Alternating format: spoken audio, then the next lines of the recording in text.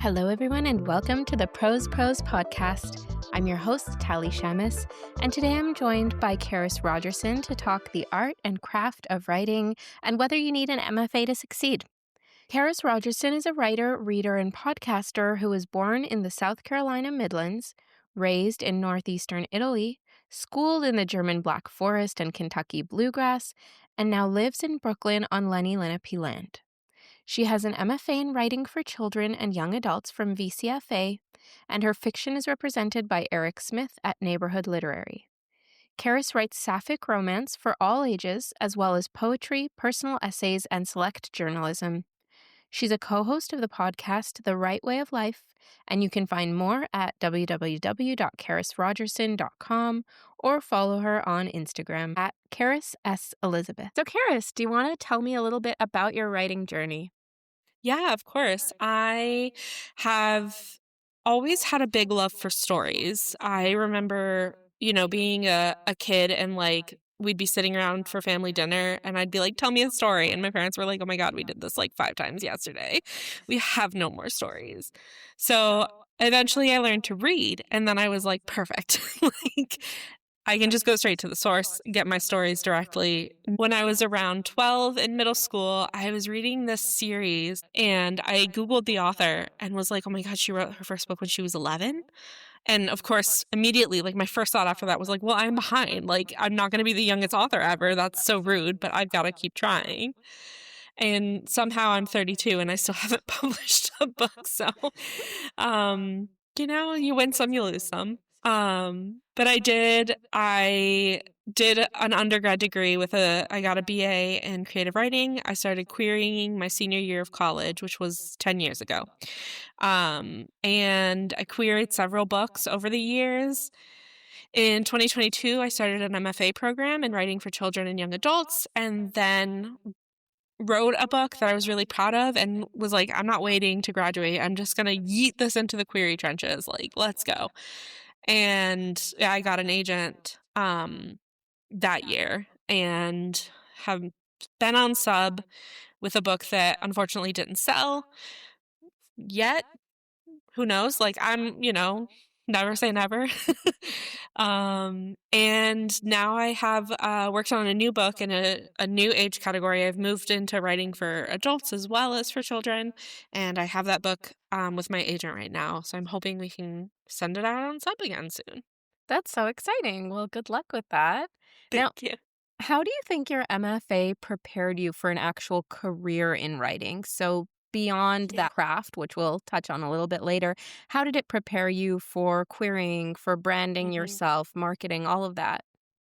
The thing about specifically the MFA program that I did was they were very focused on you need to spend this time learning the craft. When you check out of the hospital and they're like, it's against medical advice. I went against advisor advice because they were like, no, you should definitely not query well in the program. And I was like, yeah, but I'm impatient. So I don't know what you want me to do.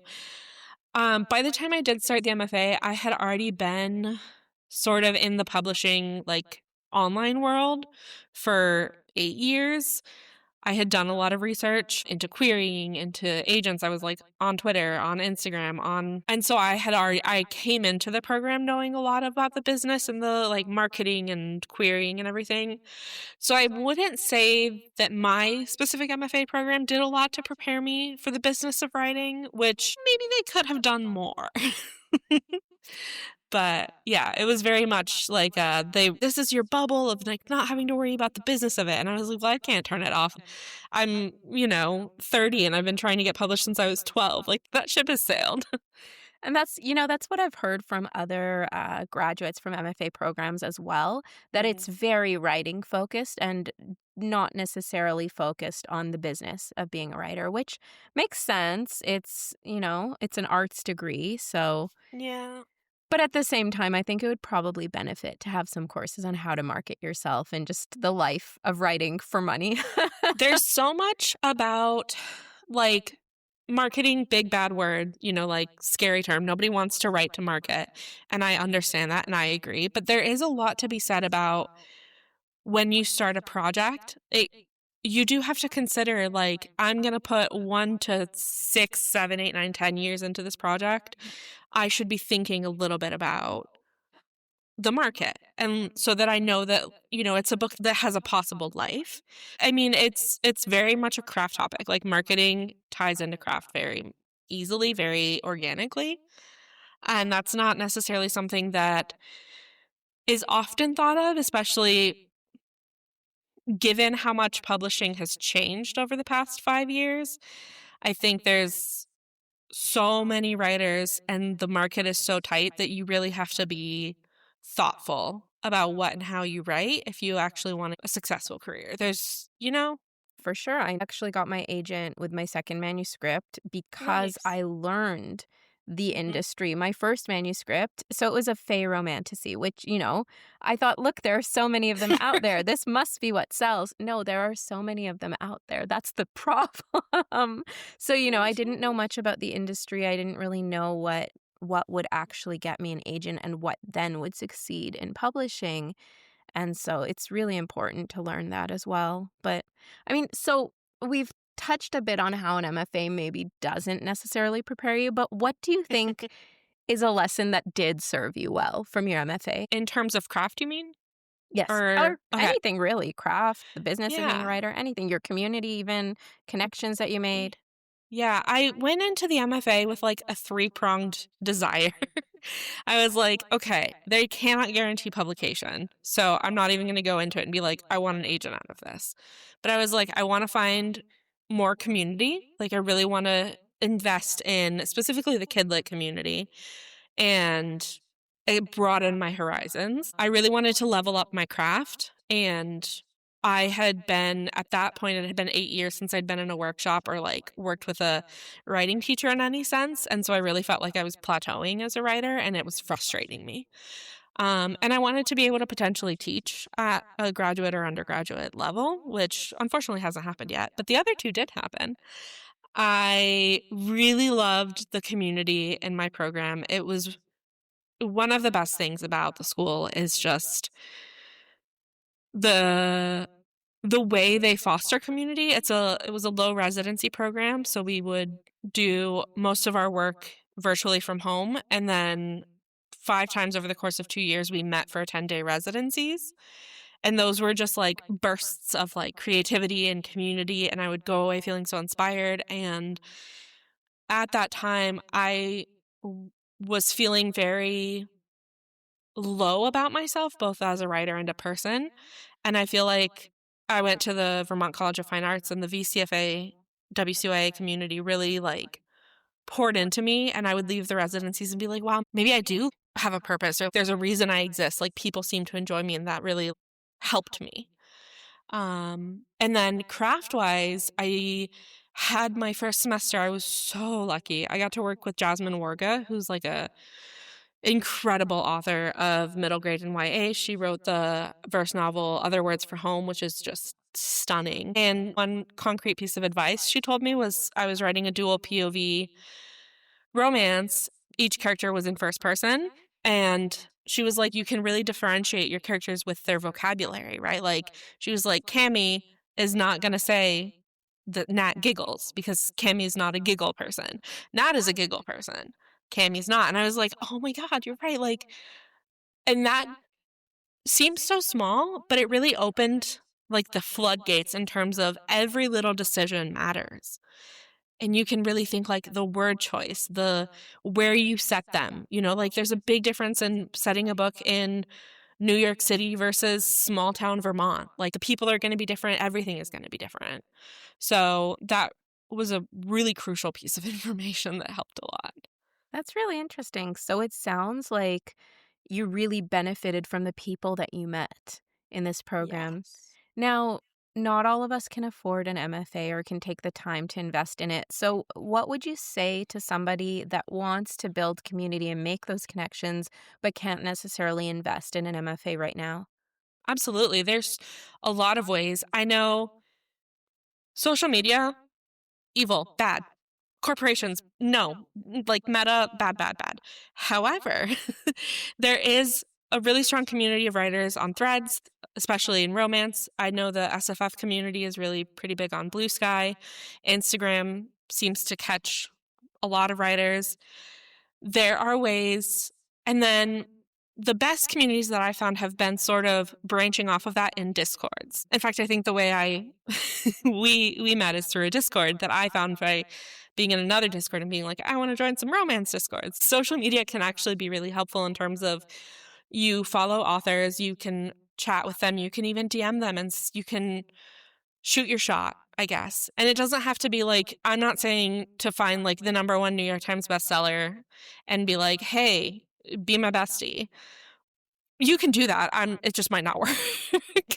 But if there are other authors you're following, you see aspiring authors, you see someone posting their agent's guide to their book or their editor's guide to their book, and you really like it and you like their vibes, you can like it, you can comment, you can DM.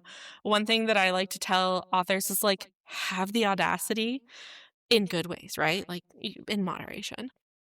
Reach out to that author you admire. Reach out to the booktuber you like.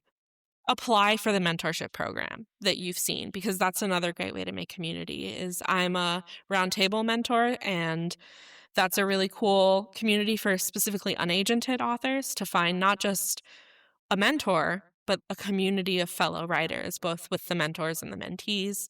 I know there's Smooch Pit, which is specifically for romance. There's Roundtable Mentor, which is pretty genre agnostic. Yes. Yeah, there are a lot of them. Yeah, Yeah. and those are great ways to find community. The thing about writing that I love is that you can do it with a very low overhead cost, right? If you have a laptop already for your job, perfect. Google Docs, you're good. If your laptop breaks, you can get notebook and pen. You can still be writing. You can find people. I like to go to book events to find people. Sometimes you have to pay for the book ahead of time. Sometimes you just have to RSVP and show up. And then you're sitting next to someone else who's there alone, and you just kind of like lean over and you're like, hey, how's it going? But Yeah. not creepy. Yeah, no, it's funny you mentioned that. Actually, just this morning, I sent an email to the Roundtable Mentorship Program and Oh, said I'd love to get nice. involved as a mentor because I love what they're doing. It's just the way that they're reaching out to diverse Mhm. authors. I think that's so important. Yeah. I feel really honored and lucky that I applied last year and was chosen to be a mentor. Like it feels like a really lovely community to be a part of, and especially like a very intentional community. I think intentionality like is never a bad thing. And even if that intentionality is like we intentionally want to make sure that 50% of our mentees and mentors are BIPOC or marginalized or something, like perfect. Like that's just you saying that you recognize that there is a gap and you're being intentional about filling it. Exactly. That's the Yeah. problem. The problem is the lack of representation. It's not, a preference given. It's just leveling the playing field. Leveling the playing field. Yeah. 100%. Yeah. And to your point, like MFAs can be disgustingly expensive, especially low residency ones, which if you're in Kidlit, they tend to be expensive. If you're doing like a fiction or poetry or nonfiction, you can get a full tuition, free ride essentially. I was in a bad place mentally when I applied to my MFA and basically was like, whatever, I already have a lot of debt. Let's just add 30,000 to it. Like, what's it gonna matter? And I'm paying the price now. Mhm. Um, and I do think I got a lot out of it, but I also know that it did, come around a little bit to bite me in the butt. So if an MFA is not something that someone wants and it's not something that they can afford and it's not in the cards, you can find other ways. You can find a mentor. If you have $5 a month, you can join an author Patreon. You can listen to podcasts like this podcast. I have a craft podcast. There's Turning to Story, which is with Anna Mercier and Lisa Mia Smith, which is an excellent craft podcast. Mhm. But even non-craft focused podcasts, like they talk about the craft of writing just organically. And I learned so much about the industry from podcasts like Ride or Die with Clarabelle and Catcho when it was running, or now I really love Of the Publishing Persuasion or Happy to Meet You. Like there's just so many amazing resources out there. And I think authors tend to be, I'm not going to make a blatant statement, but they tend to be very generous with their time and I don't know many writers who are like, "Wow, I just had a breakthrough. Let me keep it to myself." Exactly. It's very much like, "I just figured this out. Let me go tell every single writer Yes. that I know." It's so true. So when I started in the writing industry, this was 2 years ago at this point, Mhm. I had no idea what I was doing. I didn't know, craft-wise or business-wise. And so I Yeah. vowed, once I figure this out, I am going to do all that I can to help others that are as confused as I am because it was awful. And Mhm. I feel like we kind of did the same thing where you try everything, and so I was signing up for courses that were absolutely awful. I was joining webinars where they just wanted to sell me on something that I Oh. really didn't need. But, as you go, you have to keep kind of a skeptical eye, and you have to be really careful. But if you just cast a wide net and try everything, don't Mhm. spend money on everything, but try Yes. everything. That's the only way to learn. That's it. And Mhm. actually, I'll add to your list of podcasts. I don't know if you've listened to The Shit No One Tells You About Writing. Yes. That one's Yeah, really absolutely. good. And it's good now. Cece and Carly have a new segment called Shooting the Shit, where they talk more about like industry side. So it's very interesting. That's very Yeah. needed, yeah. Oh, And yeah. it's also, like, it's hard to find centralized sources of information for publishing. I put together in December a master doc where I just, like, compiled every resource that I have. Oh, It's fantastic. just in a Google Doc that people can access because I was like, I have spent, like, 12 years learning about publishing and just kinda, like, compiling information from various sources, like, I'm, chronically online because what else am I gonna do but read Threads drama? So I have gained a lot of information, and it's like a living document that I like add to and stuff. But it's my way of trying to be like, it is very hard to figure out publishing if you come in and you Yeah. know nothing. And every day you see people on Reddit or on Threads be like, wait, what's the difference between indie and trad pub? And as someone who's done it for a while, you're like, oh my god, how do you not know this? But why would someone know that if they Yeah. weren't already in the publishing industry in some Yeah. way? And you think coming into writing that the main thing you need to know is how to write. And there's also, if you've never had any formal training in writing, there's a Mhm. lot to learn. The learning curve is really steep. I remember one of the first things I did was I joined a small writing group. And Nice. yeah, basically it was a critique group where we would just read our excerpts for 10 minutes and then Mhm. people would just give feedback, which was really great. But, I'm getting feedback like, you're using was a lot. This is very passive. Your Mm. every single sentence in this paragraph starts with I. Things like that. So very basic things, but now I think they're basic. Back then, I was just grabbing every little tidbit I could get and thinking, "Oh my god, I need to learn so much." And especially if you come from, like, academics or law, medicine, science, like, you know how to write, but you don't necessarily know how to creative write because Exactly. it's different. Exactly. 100%. Well, let's talk a little bit about craft then. Mhm. Yes. Let's talk about craft books. Let's start with that. What do you think the pros and cons are of learning from craft books? Yeah, I mean, the pros, there are some really great ones that offer concrete, actionable advice. I just read Romancing the Beat by Gwen Hayes, which is a 2016. It's like 94 pages. And it's one of those that's very concrete. Here are the beats, here's how to write it. And then it kind of ends and it's like, but also put your own magic to it, like put your own spin on it. And the by beats, I mean things like story turns or like key moments in a story where when I started writing, I was doing it very instinctually. And so I didn't know that there were acts. I was like, what? No, I'm just like writing a story and I'm pantsing it and it's happening. And people were Yeah. like, but it doesn't quite read like a book. And so this book has been really helpful in terms of making sure that my romance that I've written has all those beats and is hitting those moments because consciously or subconsciously, that's what readers are also looking for. Right. But I think a con of craft books is they can fall into prescriptive territory. Uh-huh. So you want to, as you're reading it, kind of like, what is the tone the author is taking? Are they taking a tone of, your mileage may vary, like this, take what you will out of this. This is what worked for me. Or are they taking a tone of when you're writing a book, you must begin with a dream, or you must never begin with a dream? And it's like, Yeah. okay, fair, but sometimes sometimes you can. Yeah. And I think the best craft books are the ones that, like, sit down and they're like, "Listen, I've written 12 books, but I'm not an expert because who is?" Right. Like, this is one of those crafts and industries and arts that you cannot actually ever like, you can master and write one perfect book, not really, but, like, as perfect as possible, and your next book could come out, like, awful, Right. right? Yeah. It's ups and downs, a learning curve. It's very Yeah. much like life and, like, a mental health journey. Oh, yeah. I'm For like, sure. For you're, sure. like, backsliding and moving forward and ups and downs, and it's just the sooner as aspiring writers and I need to hear this today, like, the sooner you can be like, there will be hills and there will be valleys and there will be dry spells and there will be moments where you're like, "Could it stop raining for 1 second?" Like, Yeah. the happier we will all be. That's very true. And I think it's also so important to remember why you started writing. You wanted, as a 12-year-old, to beat this 11-year-old, and you did it.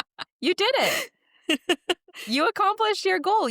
I started writing because I was having also a really, really hard time with my mental health, Mhm. and I wanted to explore that. Yeah. So we've accomplished our goals, and then you kind of lose focus and you think about the numbers and the Mhm. publishing and the success and all of that. And at the end of the day, I think that those of us that are most successful do it because we love writing. Mhm. And we built Mhm. a career on something we love. Like how Yeah. much better can it get? That's Right. insane. It's both really good and really awful. Yeah. But it's a privilege and it's an honor to be able to tell stories and to have people listen. For sure. And one thing that I'm sort of grappling with in my own craft these days, and this is so basic, you'd think I would have already learned this, but like I said, backslides and stuff. And it's the idea of it's kind of hitting me again that nobody owes me their time and Yeah. attention and like listening or reading my story. So I really have to make it worth their while and I have to show them why it's going to be a good story. I have to hook them. I have to, give them a reason to care. Yeah. I don't have to do that. I could just write like whatever I want and then the people who love me will read it, but no one who doesn't know me and love me is going to care unless I'm giving the reader something. For sure. For sure, yeah. Well, actually, so before we move on, you had mentioned Mhm. romancing the beat. So I Yeah. just wanted to go back and if you could give a quick list of some craft books you found really helpful. I can talk about some of my favorites too, but let's start with you. Yeah. I have recently also read Charlie Jane Anders's Never Say You Can't Survive, which is a craft book slash like manual like of essays for surviving terrible times. Charlie started writing it and essays for Tor.com, I believe, in 2020. And it was, we all thought that it was the end of the world in 2020.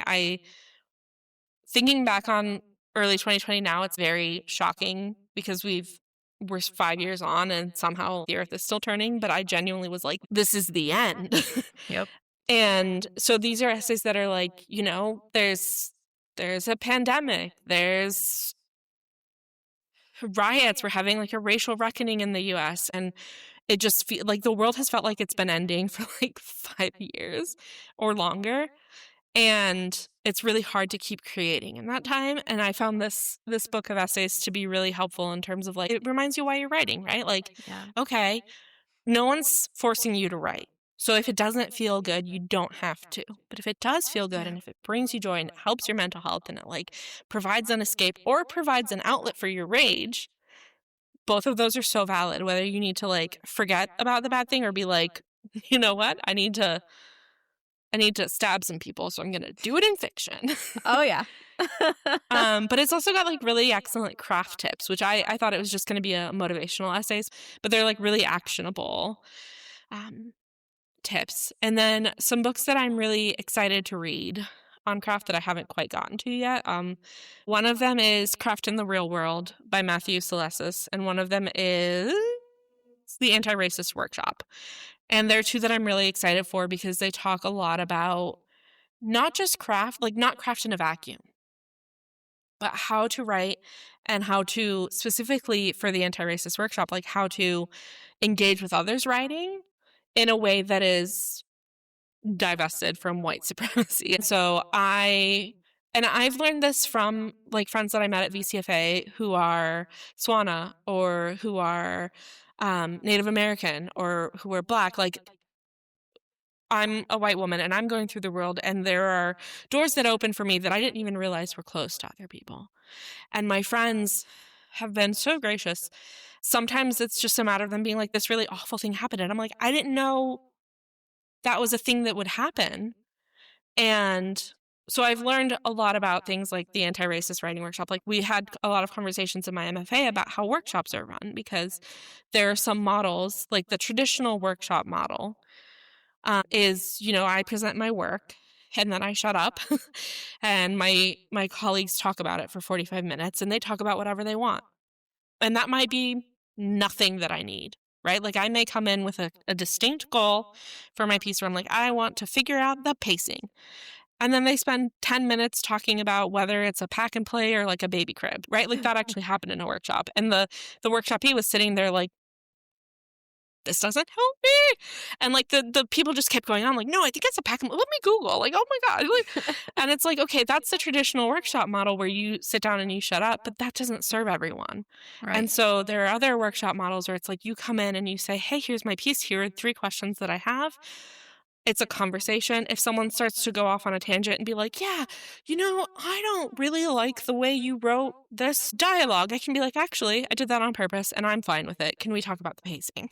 Yeah. Yeah. So, to try and circle back to making a point here, so much of traditional craft advice is very Western and very white American. Mhm. And so much of storytelling is cultural. And there is so much beauty in opening your eyes and seeing how other people tell stories and Yeah. learning not just their experience, but their like the very foundational fabric of their stories. I have a friend who's writing a lovely book, and the way it starts is like a way that a lot of people that she's encountered have been like, well, this isn't how you start a book. This is like you're telling, or you're doing this, or you're doing that. And she's like, well, this is actually like where I come from. Like, this is how we tell our stories. And I'm not to say that she's not doing the craft work of still making it suck you in, but there are so many times when we just have a gut reaction, an Right. instinct to be like, well, that's not how I do it. Yeah. And a lot of what I've learned about craft lately is like, okay, so that's not how I would do it. But is it working? Do I think that like it's working for what the author's intent was? Right. Like maybe Yeah. they didn't want me to cry at this scene. Maybe they wanted me to rage. And I'm raging. Therefore, it's working. Yeah. No, I feel the same way. I mean, I had this one earlier iteration of the manuscript that I'm currently working on where it started with a quote, somebody talking. Mhm. And I got advice from someone that you never start a book with a quote or a chapter with a Mhm. quote. And that just seemed so strange to me because I thought, this is great. This is a captivating quote. It was someone saying, I hear her competitors set her on fire. That was the first quote of my novel. I want So, to know more. right, it's doing its job. Don't start with a quote, but I mean, it works. It's a compelling first sentence. So, Mhm. we've since changed it for other reasons because I've changed my entire beginning. So, it doesn't make sense anymore, but I still use that quote, just not as the first quote. Yeah. But, it's funny that you mentioned that some craft books just don't allow for broader experiences. Mhm. So there's one craft book specifically that I'm thinking of, and it's written by a very, very successful, very well-known writer. And I want to get your opinion on something that's written in it because Mhm. I read over it several times and eventually I just said, I just need to ignore this. So this book says that if you work really hard and you put the time in, then a mediocre writer can be good. But no matter how much time you put in and effort, a good writer can never be great. Greatness is something you just have to be born with. You can't improve your writing to be great. I'm having some feelings. I had very strong feelings. It's no, I don't like it. And I don't like it in part because I recognize my own beliefs in that about myself, where it's like, well, if I wasn't born talented enough, I'll just never achieve it. And it's like, no. Mhm. Especially in writing, you can develop taste. You can develop an eye for detail. All of Mhm. those things that, like, to some people, all of the things that make great writing, quote unquote, great, to some people can come naturally, but they can also be cultivated. And Yeah. what I love in a book is, like, I love a poetic turn of phrase. I love a good metaphor. I love, like a romance that organizes, Yeah. right? That you're like, Yeah. oh, I want you to, it's so bad, but so good. And all of this can be taught. And Yeah. even if it's like, well, yeah, but the poetry is just this in how you view the world. I'm like, okay. So start paying attention, make a practice of it. Like, and I've noticed I started out writing poetry when I was in high school and then sort of transitioned into prose and fiction. And I haven't written poetry in a long time, but I noticed that when I start writing poetry, the way I view the world changes. And then that affects my prose because it's like I'm paying attention more and I'm observing more. There's more Right. vibrancy, there's more color, there's more life to my settings. And Right. that takes a piece of writing from good to great. Oh man, I'm angry. Well, I mean, and the big thing for me too is writing is so subjective. We even see that while we're querying, some agents will immediately say, yes, I want this, I want to see more. And the exact same book, others will say, nope, not interested, pass within 2 hours of submitting. And Ooh. same with submission. I got so, this is not necessarily about craft, but I got two editor passes on my book. One was like, this setting won't work for us. And the other was like, wow, who doesn't love this setting? And I was like, well, the other editor did it. In this industry, I think you can say technically what, we've seen Mhm. works. You can say what you enjoy, but I don't think you can objectively say what is greatness or not. And even on a technical level, there's things where I'm like, okay, I can say I personally am a stickler for grammar and punctuation, especially.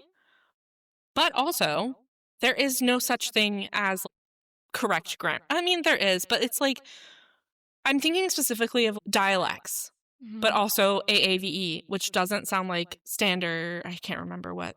I think it's like standard American English or something, but AAVE, which is African American Vernacular English, has different sometimes sentence structures Yeah. and uses of verbs and stuff. And you can't look at that and be like, well, that's bad writing. It's not. It's just different from Yeah. what you were taught and trained to believe is right, which Yeah. circling back to my earlier point, you were taught and trained that it was right because it's like what white people did.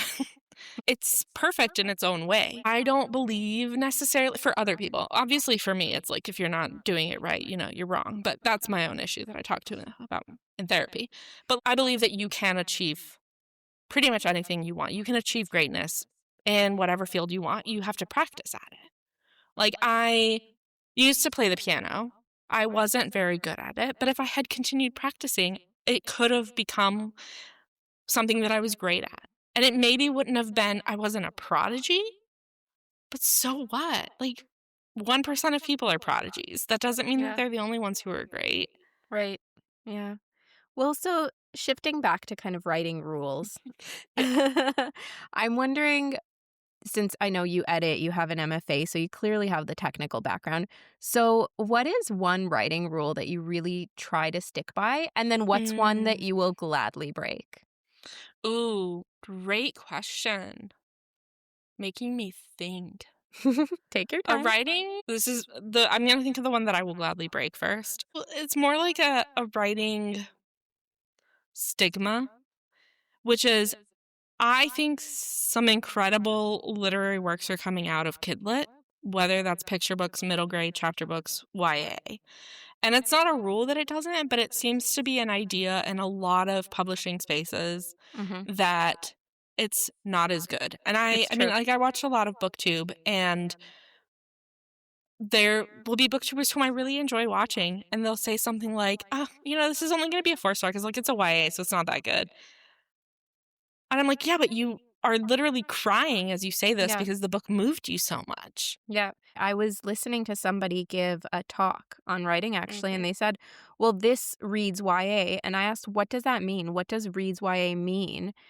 And they had to think about it for a bit, but they said, it's just less sophisticated.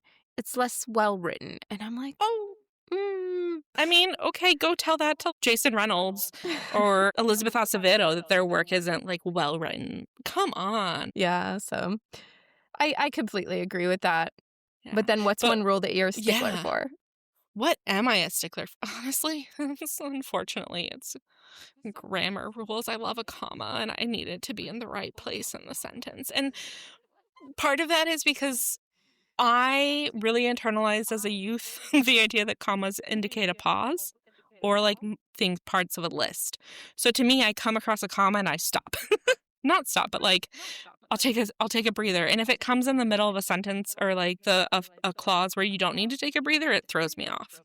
Right. So I'm a big comma freak.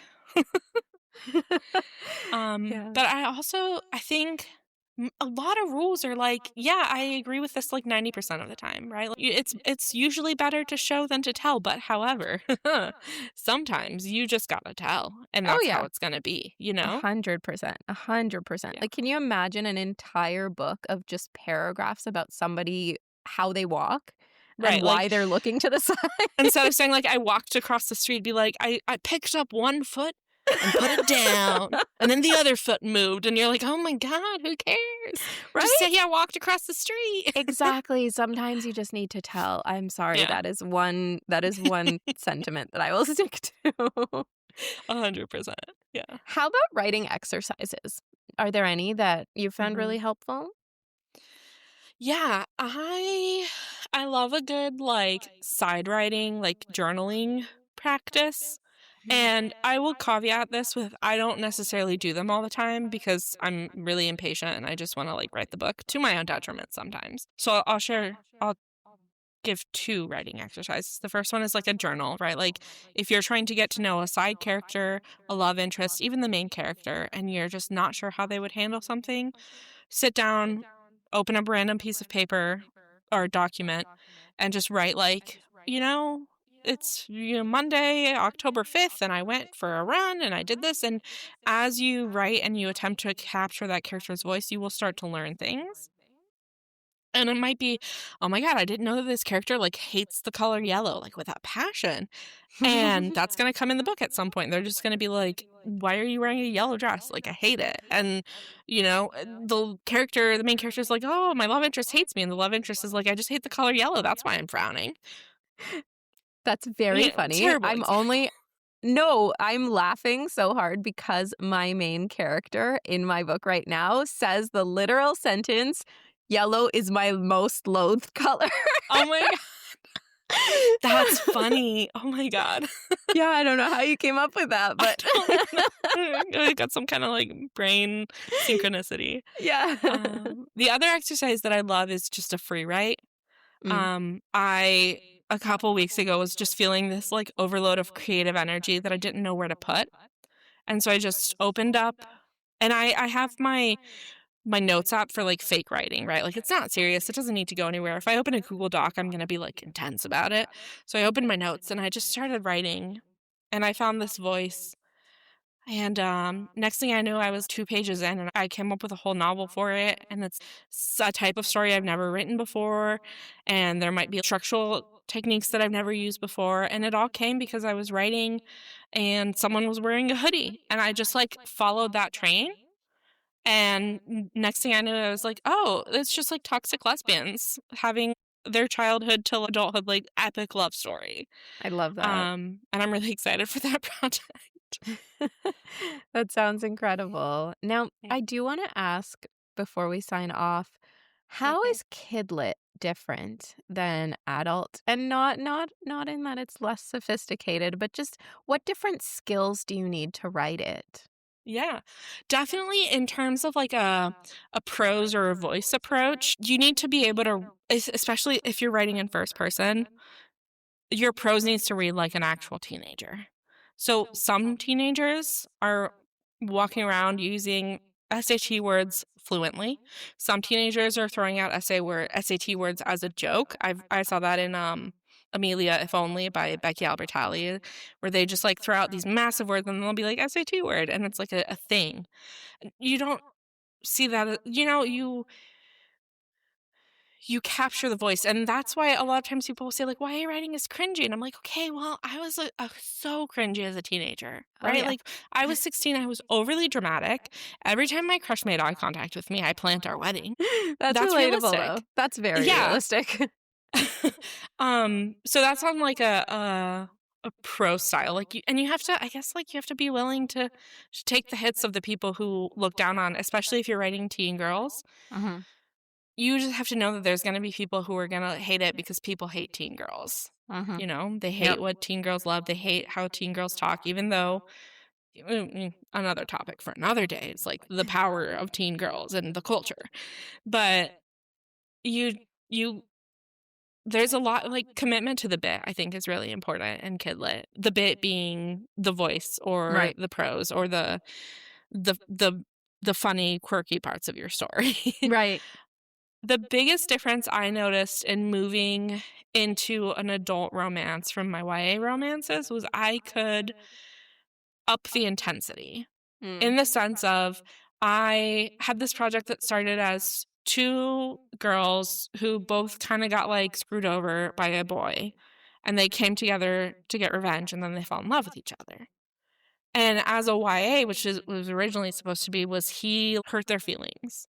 And so they came together and they, I don't know, exposed him, which is great. As an adult, I was like, well, what if instead of that, he outed one girl, or he tried to, he got the other fired, and then the consequences are far more intense because one thing that I firmly believe Kidlit needs is it needs at least like a 51% hopeful ending. Mm. It can be bittersweet. It doesn't have to be everything tied up with a bow and we're happy, but it needs to be more on the hope than on the despair. Right. And I think that's because Kidlit has a responsibility to its readers. All authors have a responsibility to their readers. Kidlit authors need to be aware that their readers, their primary readers, the audience that the books are meant for, and this is a hill I will die on, is that if you're writing Kidlit and your goal and your first audience isn't like kids, just write something else. But we all know kids' brains aren't fully formed, like their frontal cortex or whatever it's called, their frontal lobe. Yeah. There we go. As a 32-year-old, I would never say something to a teenager that I might be able to say to my 32-year-old friends. Yeah. Because they're different and like they don't have the same rights that I do, like they don't have the same agency that I do. There's different power dynamics. And you just have to be aware of that when you're writing Kidlit. Like, you're not talking down to them. You're not condescending. You're not coming at it from a place of like, I'm better than you. You're coming at it from a place of I recognize that the society and the world has put me here at this level and it's put you here at this level. And there's a power imbalance. Mm-hmm. And I am going to hold that in my head and I'm going to write with care. And I'm going to make sure that I don't harm you. Because it really, really, really can do a lot of harm. Yeah. And I think, like, as an adult, I can read homophobic statements on Facebook, which aren't books, but just, like, it's something, like, someone can put that out, and it can really hurt me, but it's not necessarily going to destroy me. Whereas if I were 16 and I read, someone saying, like, oh, Karis is so ugly, like, I would still be dealing with that today. For sure. For sure. I still remember actually, I things am that still dealing. Yeah, no, I still remember things that kids said to me when I was in elementary school. Mhm. Their comments that Yeah. really stuck with me. And Yeah. yeah, I love that though. Our responsibility to kids. It's Mhm. shivers. Yeah. I think Kidlit is really special. I think it's really incredible. Like, I think there's incredible works of literature in YA, in middle grade. Like, they're just amazing. And then there are books that are, like, fun. And then there are books that are sad. And then there are books that are, like, mediocre. And you know what? So literary fiction can be mediocre and it's still going to win awards. Yeah. Wow. That was so insightful. Thank you so much, Karis, for coming on. Yeah, thank you. Thank you for having me. And thank you all so much for tuning in. I hope you've enjoyed this episode, and remember to check back next Tuesday for a new episode of the Prose Pros podcast.